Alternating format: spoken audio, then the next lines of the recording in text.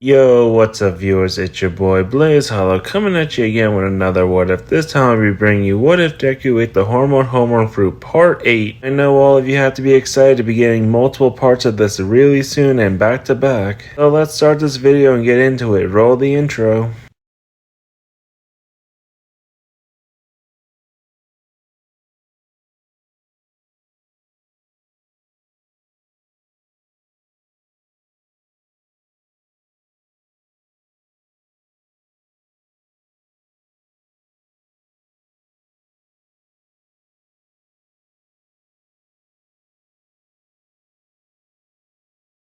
All Might dismissed his entire class, telling the others to go get changed as they have free period for the rest of class. As for the 4 that were involved with this incident, they were brought straight to Principal Nezu's office. The moment they walked in, they saw the principal was not in the best mood right now. As he motioned for all of them to come in, All Might took a seat on the couch while he was still looking over some documents. I have endless questions on how something like this could be happening in my school, but I will wait till I get a hold of all of your parents before I start anything. I get proper documentation about the victim. Izuku looked towards Nezu. You should know no matter how much Recover Girl tries to fix him, it's not fixable. I was very thorough in my attack. Nezu looked towards Izuku surprised, expecting her to make this out to be some kind of accident or a fit of rage. Are you trying to tell me that you did all of this willingly, like you had it planned? Izuku leaned back on the couch as she looked back at all of her friends who seemed to be very nervous. Yes, I did. Nezu was horrifiedly concerned. You do know that this is ground for not only expulsion but possibly time in prison for the level of assault that you just caused. Izuku chuckled a little bit. Let me ask you a question, Principal Nezu. Isn't it true that Bakugo's gauntlets have the ability to take down a building if he uses them properly? Everybody in the room was confused by the switching conversation, wanting to know where this was going, so Nezu quickly typed at his computer trying to pull up the designs of the gauntlet and realized that they're actually a lot more dangerous than even Izuku realizes, but decided to hold back that information for a second. Before I answer that question, is there a reason why you're asking in your situation? Izuku smiled with confidence, knowing that she had Principal Nezu right where she wanted him. It's because he tried to use both of them to end my life. The first one I kicked to the side thanks to my speed, and the second one he tried to fire on me at point blank range, but I broke the gauntlet. And if you don't believe me, you can look back at your own video cameras or ask All Might himself because he was watching. Nezu had a grim look on his face as he realized that her actions might not be the worst ones that occurred here today, but could actually reflect badly on UA. I see, you are correct. Those gauntlets, if used properly, could knock down a building, maybe two if you actually use them right. He took a deep breath as he was trying to stay calm, knowing that the parents are going to make one hell of a storm when they get here. Well, I'm finally going to contact all of your parents along with the victim's parents. Once they all get here, we will continue our discussion. Is that understood by all of you? Jinso looked down at the tea set on the coffee table. I know I'm not in a position to ask, but since we'll be waiting, do you mind if I make us a cup of tea while we wait? Mina was really hoping that Izuku knew what she was doing, because if their plan fails, they might be in more trouble than they think. Are we allowed to at least gather some documentation and plead our case when our parents get here? Nezu was starting to see some picture come together. Their plan wasn't a matter of if it would happen, it was a matter of when it would happen. Though they were ready no matter what. He smirked in his chair as he saw this as a learning possibility for the young ones, but also himself. You are more than welcome to gather documentation to help support your situation. As long as you do not leave school grounds, you are free to move around until your parents arrive. But you cannot socialize with any of your classmates, nor can you speak with any of the teachers here. Jiro was looking back and forth around the room between the principal and her friends, feeling like she was the odd one out. Why do I feel like I'm a part of something bigger than I ever imagined? All Might was shaking a little bit, feeling like he was a child again because he hasn't seen that look on Nezu's face in a long time. I feel the exact same way, young Jiro. Izuku, Shinso, and Mina all got up and left the office as they headed out into the main hall, looking at each other in the eye eyes, nodding their heads and separating in different directions. Shinso headed to the library to print out some documents, while Mina headed back to the main classroom and grabbed her bag and pulled out a folder, checking to make sure that all the photos inside were not damaged and were properly organized in there. But the one of most importance was Izuku as she was heading towards the teacher's lounge. Luckily, the three that she was looking for were coming out at the same time. As Midnight looked to her right, noticing Izuku. Izuku, is it true that you actually destroyed Bakugo's family jewels along with his bonus tool? Izuku was trying to come up with a way to say something to them without actually using words when she finally came up with a solution, going over to the nearby wall and started to tap on it in Morse code. Midnight was confused that Izuku wasn't talking to them and didn't understand why she was tapping on the wall. While present, Mike was scratching the back of his head, feeling like he should know this, but he had no clue. But Eraser had noticed that the tapping had a certain beat and cutoff point to it. After a few moments, he was able to recognize it as Morse code. She's telling us that she can't speak to us directly because of Nezu, so she's using Morse code to make us understand the message. It's quite ingenious. Mike was still confused, wondering how his good buddy actually knew Morse code. Well, besides me asking you how you know about Morse code, what is she saying? Midnight folded her arms, heated, wanting to hear it from her own niece's mouth instead of through Morse code. Yes, explain everything. Also, you're going to explain to me later how she knows Morse code. Eraserhead took a sip from his coffee cup. To put it simply, she did destroy Bakugo's manhood, and it's time for things to start being put into place. Midnight was worried, not expecting Izuku to go so far, but she could still sympathize with her. But she didn't agree with her actions, hoping that this would be the last time that she ever does something like this. Then we need to start getting ready to play our part. Other parents are going to be brought in and they're going to be questioning everything, so we have to be ready. Mike shook his head no as he put both his hands on Midnight's shoulder. We're going to have to gather up our evidence and just give it to Shota, because most likely we won't be allowed in the meeting. Nezu will have the teacher who was there along with her homeroom teacher. Since Shota acts also as Izuku's guardian, we cannot take the role as her parent figure. Midnight brought both of her hands up to her face as she stretched it downwards in annoyance and exhaustion. I wish we had more time before the three of them went through with it, but fine. Razorhead started to walk away as he had a serious look on his face. Then we have little time. Shinso's parents might understand the situation, but will still probably try to wring our necks for letting their son get involved with something like this. Mina's parents will be the most easiest to convince. They're easily sympathetic and will side with Izuku. The biggest problem we're going to be dealing with is Bakugo's parents. From my own discussions with them, his mother has the same fiery temper, so it's going to take a long time to convince her. On the other hand, the father is the quiet type who listens and is willing to be reasonable, but even he must not be happy. There are many things here today that will determine a lot of people's future, so let's put up a fight at least. He stopped as he was about to turn the corner, but he looked up at one of the security cameras, smiling. I know Nezu is enjoying himself right now, seeing us dance around each other and figuring out ways of communication and information gathering. He truly is one sadistic creature, but if he wasn't this way, we wouldn't respect him as much. He cut back to Nezu, who was chuckling in his chair, enjoying a cup of tea while watching over some of the security cameras around the school. Well, when you call me out like that, Aizawa, you make it sound like I'm being cruel. All Might felt a little bit awkward being the only teacher not doing anything for the situation. Couldn't we start making phone calls? A student has been gravely injured and we have a serious case on our hands. Nezu regained his composure. Oh, don't worry, I already sent an email to my secretary to make the phone calls. She's already messaged me back saying that the parents will be on their way shortly. And since the legal guardians of Izuku Kayama are already in the building, but I only will allow one of them so this doesn't get crowded and there won't be any bias. Jiro cleared her throat, feeling like she was forgotten as she then took a sip from her cup of tea. So I get the feeling that there's so much more going on here, but what is my situation? Nezu was scratching the back of his head, actually forgetting that Jiro was here. Well, to be honest, your parents were not contacted because I feel like your involvement is not that deep. Since you're just sitting here with us, very confused, so I just want you to tell me, what do you know? Jiro Jiro takes a few minutes to explain what happened before the mock battle. So yeah, I didn't really know what was going on. She just mainly asked me to take my time, so I did. Nezu just shrugged his shoulders. Well, since you're not that heavily involved, but you were partially involved, I will give you detention for a week so you can just go back to class now. Jiro frowned a little bit, feeling like she was just easily dismissed. I know I'm not deeply involved with this, but these three are my friends and I want to sit in on this. All Might scratched the back of his head. Your spirit is truly warranted, but it is not needed here. It's best to not get yourself into any deeper trouble when it is not needed. Jiro narrowed her eyes. But isn't that what a hero does? Get involved with situations even though they're not supposed to? Nezu really did like this generation's attitude. What if I told you in order to sit in on this meeting you would have to suffer the same punishment as your friends? Jiro put the cup of tea that she was holding down onto the table as she stood up and stared Principal Nezu in the eyes. That's completely fine with me. Nezu leaned back in his chair, trying to look menacing. Even if it means expulsion, you haven't even known these people for more than probably a day. Is it really worth risking your future for people you barely even know? Jiro wavered for a second as she thought about it, but then remembered the major kindness that Izuku did for her, and how friendly and carefree Mina is, along with the extreme loyalty of Shinso, so her mind finally came to a decision. Yes, Izuku gave me a new lease on life, and Mina has so much kindness that the world doesn't even know what to do with. And I might not know much about Shinso, but his actions and words towards others show that he is willing to go the distance for people, so I want to be just like the three of them. Nezu was very proud as he went from being serious to very lighthearted. Very well then, I really don't see the problem with you sitting in. All Might was completely amazed, feeling like he was listening to the words of his mentor as he was considering Jiro to become his successor. You truly do have a loyal soul and a hero's heart, young Jiro. The three of them started to hear yelling coming from outside the principal's office as All Might decided to be the brave person and open the door. Once he did, he came face to face with an ashy blonde woman who seemed to be very mad, as if she also had super strength, pushed All Might out of the way. Where is the principal? He must answer for what happened to my son. Nezu was taken aback for a few seconds as he saw a calm man who was very concerned and trying to calm down his wife along with two other groups of parents. I'm assuming that you're all parents of the students in question, and you, miss, must be Miss Bakugo. Blonde slammed both of her hands on the desk right in front of Nezu. Don't ignore me. Where is the guy that did this? He'll pay for what he did to my son. All Might coughed a little bit, getting her attention. I think you mean she, miss,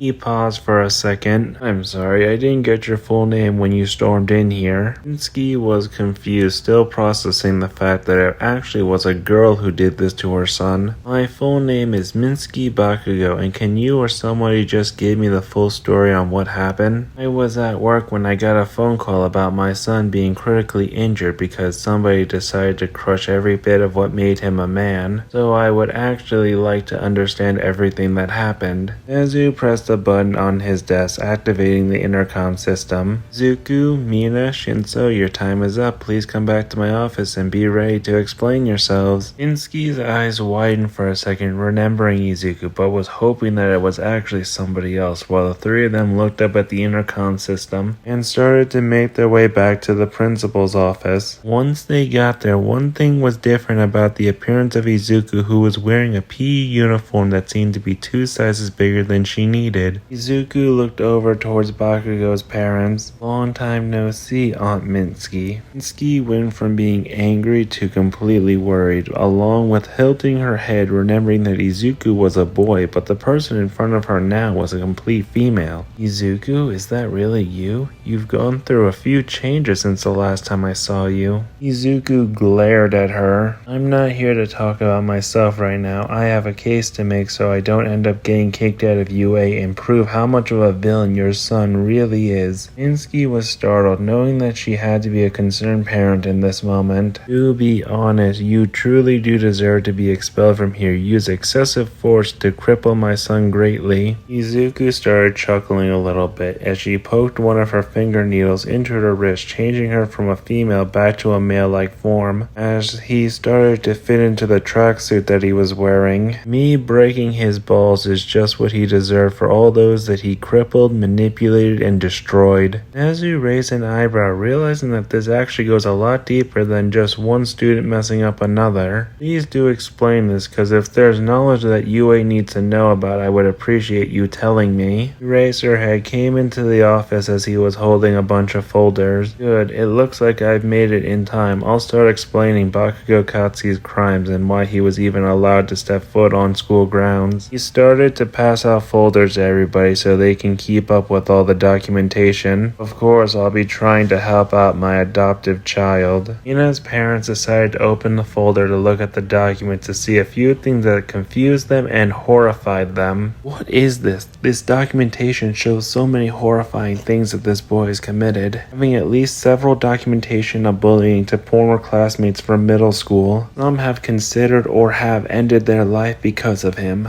and others have been gravely injured because of his actions. Both of them looked up towards Eraserhead. This has to be some kind of joke, because if it is, it isn't funny, it's straight up slander. So his parents didn't even bother to open the folder. They didn't really want to know. Are we to assume our son is going to be put into this predicament because Izuku convinced him to use his quirk against the teacher? Nezu was still looking over the documentation that was handed to him. That would be correct. Even though it's not a major offense, your son will not be risking expulsion, probably at least half of the semester in detention, for aiding in the situation and for misuse of his abilities. And so his parents breathed a sigh of relief. Oh, thank goodness. His father looked at Shinso. When we get home, we're going to be having a major discussion about situations where you should not be using your abilities without permission. Shinso shrugged his shoulders like he didn't even care, knowing that if he was given the option to do it all over again, he would. I understand, but I still stand by my decision. Ina's parents were still horrified by the documents that they were looking as they start to realize something. What exactly did our daughter do? All Might spoke up as he was very overwhelmed by all the parents that were here, as he was also having things thrown at him one after another. Technically, she did nothing, but she did notice that I was under Shinso's control and didn't stop him or release me from it. And when she would notice other students getting close, she would get them to go back to where they were or distract them. Nezu placed down the folder on his desk as he started to write a few things down on a notepad. Again, not a major offense, probably will at least take 2 to 4 weeks of detention. Minsky was enraged by the documents that she was looking over, not believing that her son would do any of these things. And what claim do you have that these documents are true? You could just be trying to slander my son just to save Izuku, who should actually be in handcuffs for overuse of force. Izuku just walked over to Mina. You were able to get all the photos ready for me, right? Mina nodded her head as she handed over a folder. Yes, I got it ready, and know that if this doesn't work out, I'll always support you. I'll even drop out of UA. It's not worth staying in a place that supports villains. Izuku didn't say anything as he turned to look towards Shinso, who handed him a stack of papers. Alright, I'm about to blow a lot of people's minds and show how corrupt my old school used to be and how people with power abuse it. Minsky got right up in Izuku's face. It doesn't matter what you're about to show us. You still did something atrocious. You need to be properly punished for it. There are consequences to people's actions. Izuku smiled maliciously. I'm glad that you believe that, because you should know that if it wasn't for me, 3 teachers would have never let your son's application even get into the system. It's truly because of me that he even gets to be at UA in the first place. Minsky stepped back in shock as she looked towards the principal, who was confused as the number 1 hero was scratching the back of his head a lot. Then she looked at Eraserhead, who was glaring daggers. Is this true? Eraserhead grabbed onto Minsky's shoulder as she pulled her away from Izuku. Yes, it is. Myself, Present Mike, and Midnight would have done everything in our ability to keep your son from this place. If Izuku told us after what he has done, so please sit down and let him explain and then leave the final choice to Principal Nezu. Izuku noticed that the entire room was finally quiet and that he had the floor, placing documents with dates and images onto the coffee table where everybody could see them. You see, I left left my old middle school because of Bakugo, who I used to idolize and love, but didn't share that same feeling because of my original sexuality and misunderstanding of my own quirk. He broke my trust and then left me beaten and bloody on top of the school roof. I then had some personal family problems later that day. I was getting ready to commit suicide, mainly because of him. He gave everybody a minute to digest all of that, and noticed Minsky was getting really nervous because she looked over at some of the images on the table like she knew about them. After a while, I was able to recover, and I was curious if he was still doing the things that he does, so I investigated the school for a little bit in my new form. I saw him casually bullying those who he thought were beneath him or started to question him. Minsky screamed out in rage. "What does this have to do with anything from today? You're just trying to make excuses for your actions. I demand for this to stop and for your family to pay for my son's injuries and rehabilitation." Izuku said nothing for a second as he held up his hand as he was waving one of his fingers back and forth. "I don't think I will stop, and I have evidence to believe that you knew about what he was doing but kept a blind eye to it." He then held up a picture of a chubby boy with wings on his back who had a broken arm and a black eye as half of his hair was singed. This is one of Bakugo's former lackeys who decided to speak back to him about his actions one day and paid the price. Bakugo's father spoke up in a calm tone. "If this is true, why didn't the school notify us or put this on Katsuki's record?" Eraserhead spoke up. "It's because the school is not well known and they believe that if your son became a popular hero that it would be announced that he came from their middle school. They would get more funding and support. A lot of middle schools try to do this but end up causing a lot more issues in the future than helping." Ina's father grabbed onto the personal folder that their group was given as he nearly crumbled it as he stumbled upon a page. According to this page I just came across, he was known in his second year of middle school to personally attack mutant types because they were seen as a subspecies. The man was enraged, worried for the safety of his little girl. "Principal, I accept many things about my daughter wanting to become a hero, but if you allow people like this to stay in your school, I might need to start putting in some personal complaints towards UA." Izuku snapped his fingers trying to get everybody back on him. "We should not blame UA. They had no idea that the middle school did everything in their power to cover this up and keep students quiet, either by threatening to expel them or drop their grade average. They did very well to keep this swept underneath the rug, but they did not believe that heroes would question them personally off of school grounds." Nezu took a deep breath. "I'm starting to understand where this is all coming from. This is not just a simple act of revenge that you're doing for yourself. This is justice for all of his victims. I would have preferred you came to me with all of these documents instead of taking physical action yourself, but I understand that sometimes when you're young that you make mistakes." He then took a sip from his tea as he was contemplating everything. "But you will be put under strict supervision, Izuku, on school grounds until you are given back trust, and will be spending your first year after school in detention." Minsky couldn't believe her ears. "That's it? He should be expelled for his actions?" Nezu glared at the woman. "And your son should be in juvenile hall. For the fact that I'm not expelling him means that I plan to fix things and make him see the error of his ways. In my school, I do everything I can to help young minds become great heroes, but only time will tell if they take the lessons to heart." He then closed the folder right in front of him. "As for these documents, I will be doing research and questioning those people in the school. And I have to say, Miss Bakugo, if I find out that you were helping cover this up, not only could you see yourself in prison, but the teachers that helped you cover it up, so keep that in mind." Minsky went pale and said nothing else. "I understand." The rest of the parents were concerned, but also happy that their children took the first steps in being hero by taking care of Bakugo's evil ways. As the whole room started to clear out, Nezu quickly asked Izuku to stay behind by himself. Once the room was empty and the door closed, the both of them looked at each other straight in the eye. "We still have one last thing to discuss." But that's where I'm going to leave it off this time, guys. I hope that you understand what I'm trying to do here. I'm not trying to make it overly complicated. So if you do, leave a like down below. But with all that said, I'm out. Peace.